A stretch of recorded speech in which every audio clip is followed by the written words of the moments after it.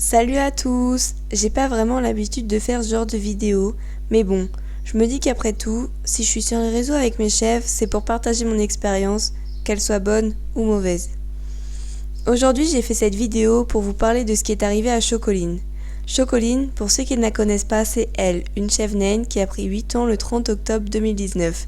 Elle est née à la maison et a déjà été plusieurs fois maman. On va pas s'éterniser sur sa vie et on va rentrer dans le vif du sujet tout de suite. Le mercredi 19 février, Chocoline met bat devant moi en début d'après-midi. Deux petits chevreaux trop mignons, un mâle et une femelle. Comme à son habitude, Chocoline est très laitière, elle avait une mamelle énorme. J'ai vérifié, le lait sortait très bien. Dans les jours qui suivent, Chocoline avait un comportement bizarre.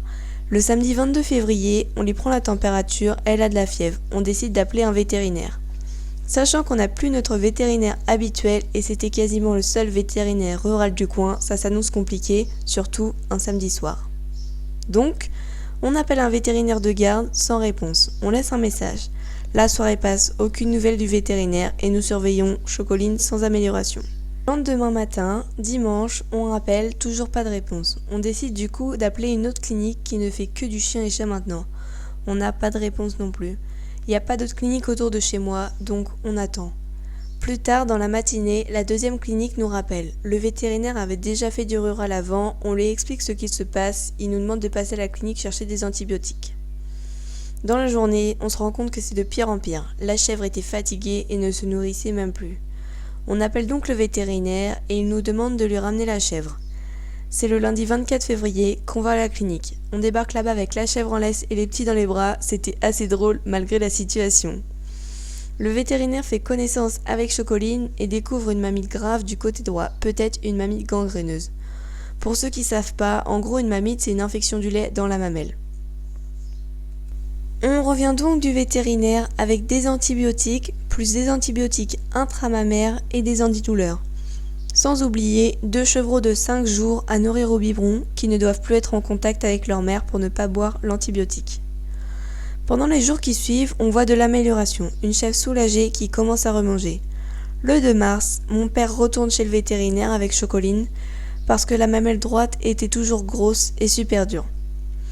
Il n'a pas eu le même vétérinaire que la dernière fois, celui-ci dit qu'elle va sûrement perdre une partie de la mamelle, qu'elle tombera elle-même et qu'il y a un risque de septicémie. Pendant ce temps, on ne peut que attendre sans vraiment voir d'amélioration. En tout cas, les chevreaux vont très bien, ils vivent dans la maison. Chaque jour, je les emmenais voir leur mère. C'était important pour moi, comme pour eux, de ne pas perdre le contact. Le 20 mars, nous voilà de retour au vétérinaire avec une mamelle toujours aussi dure et une grosse croûte dessus. On doit continuer l'antibiotique et l'anti-inflammatoire. Le vétérinaire nous demande aussi de mettre de la bombe bleue, la bombe qu'on utilise quand les animaux sont blessés. À ce moment-là, on continue de surveiller la mamelle et Chocoline a retrouvé sa petite vie plus ou moins habituelle. Je continue chaque jour à emmener les petits chevreaux la voir pour qu'ils gardent contact. Je pense que c'est important qu'ils puissent être éduqués par une chèvre.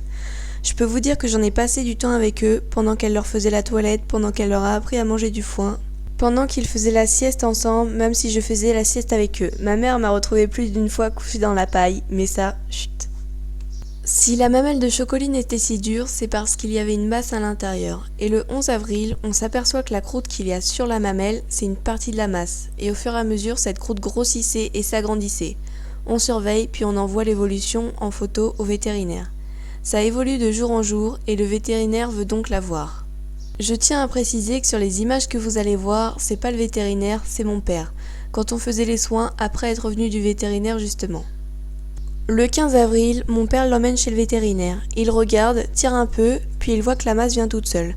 Mais il ne peut pas la sortir car il y a des vaisseaux qui la tiennent. Donc, il anesthésie Chocoline pour clamser les vaisseaux attachés. Le réveil et tout le reste s'est très bien passé. Après son réveil, elle est rentrée à la maison et tous les soirs, on doit faire les soins. Après lui avoir enlevé cette masse, Chocoline avait un trou gros comme une orange dans la mamelle. On voyait tous les tissus à l'intérieur, mais c'était propre. D'ailleurs, pour ceux que ça intéresse, mais aussi pour les âmes sensibles, à la fin de la vidéo, je mettrai quelques photos du trou. Je pensais que ça allait se refermer lentement, mais au bout du 3e jour de soins, on ne mettait même plus une clémentine dedans. C'est cool parce que ça s'est vraiment refermé vite. Pour les soins, on mettait de la bétadine dans le trou, on nettoyait bien l'intérieur et on bouchait le trou avec des compresses. Elle-même imbibée de bétadine, comme ça aucune saleté ne pouvait rentrer à l'intérieur pour s'infecter. Et en plus de ça, le veto lui a fait un joli manteau, le but était de maintenir la mamelle le mieux possible avec les compresses.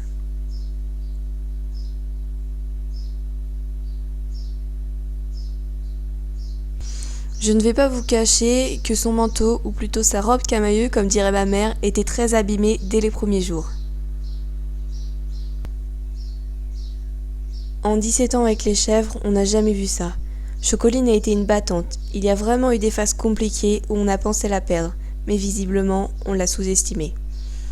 Elle a fait preuve de sagesse, de patience, et elle a su nous faire confiance. Maintenant, tout ça n'est plus qu'un sale souvenir. C'est bien évident que Chocoline n'aura plus de bébé avec Zigzag. Merci d'avoir regardé cette vidéo, j'espère avoir été assez compréhensible. Si vous avez des questions sur tout ça, j'y répondrai avec plaisir. Sur ce, je vous laisse avec les images dont je vous ai parlé.